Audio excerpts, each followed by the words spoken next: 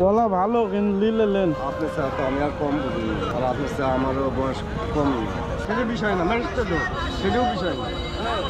কাকা আপনি কি রোজা আছেন? হ্যাঁ রোজা আছে। রোজা থেকে যে এত চেতলে রোজা হালকা হয়ে যাবে। আপনারা চেত আছেন। ভাইয়া আসসালামু আলাইকুম। ভালো আছেন ভাইয়া? আলহামদুলিল্লাহ।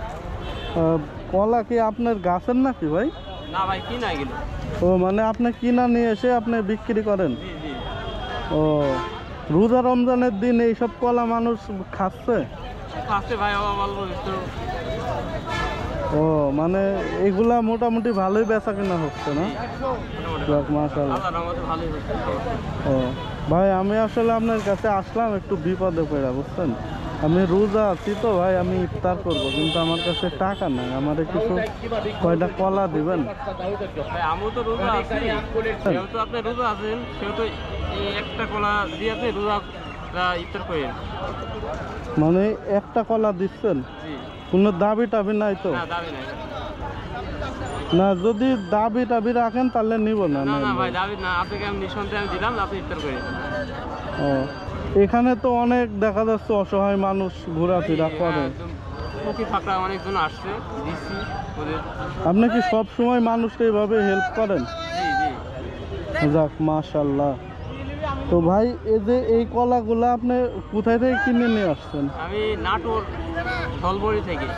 ও ধলবড়ি থেকে কিনলাম। ও অনেক দূরে তো ভাই, ওখান থেকে যে আপনি কিনা আবার গাড়ি ভাড়া করে নিয়ে আসেন, নিয়ে আসার পরে বিক্রি করার পরে যে টাকাটা হয় ওই ওখান থেকে কিছু লাভ হয় আপনার? অল্প অল্প সামান্য লাভ হয় ভাই, ওই সামান্য দিয়ে পেট চালাই আমরা। ও মানে ওই সামান্য কিছু লাভ হয় ওইটা দিয়েই সংসার পরিজন চলে। জি। ও ভাই কি শুধু এই কলার বিজনেস করেন না পাশাপাশি অন্য কিছু করেন? পাশাপাশি অন্য কিছু করি না ভাই, কলার বিজনেস করি। ছড়ি কত? 50 টাকা। দাম দিল তাই কম। আপনি তো এভাবে দাম চাইনি, আপনি পরিচিত, আপনি আপনার দাম কিনি, আপনি আমার কিনেন, ওইটা দামও চাইনি, ব্যবহার চাইনি আপনি ঠিক না আমার আপনি 5 টাকা কম দেন। না খালি 40 টাকা। খালি আর কম না ওখানে আমি দাম রাখছি না। ঠিক আছে আমার কাছে কাকা কলা ভালো কিন্তু নিলেন। আপনার স্যার তো আমি আর কম বুঝি আর আপনার স্যার আমারও বয়স কম না কোনটি ভালো কোনটি মন্দ সবই বুঝি না তা তো খালি অবশ্যই। আপনার বোঝার দরকার এদিকে জানেন এদিকে জানেন এটা আমার ভাই।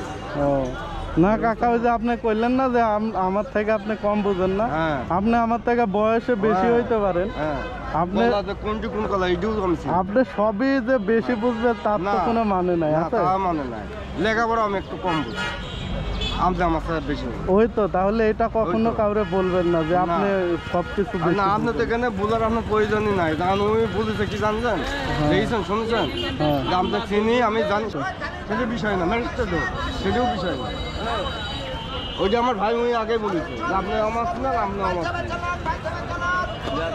কাকা আপনি কি রোজা আছেন? হ্যাঁ রোজা আছে। রোজা থেকে যে এত চেতলে রোজা না হালকা আমি হয়ে চেতিনি, যাবে তো। আপনারা চেতাইছেন ভাই বলেছে যে ভাইয়ের ব্যাপার আমার ব্যাপার। ও, তাহলে চেতেন না কাকা, না, আপনি না। কলা নেবেন? না কলা নিব না। আসেন কাকা 5 টাকার জন্য আর ঘুরে যায় না।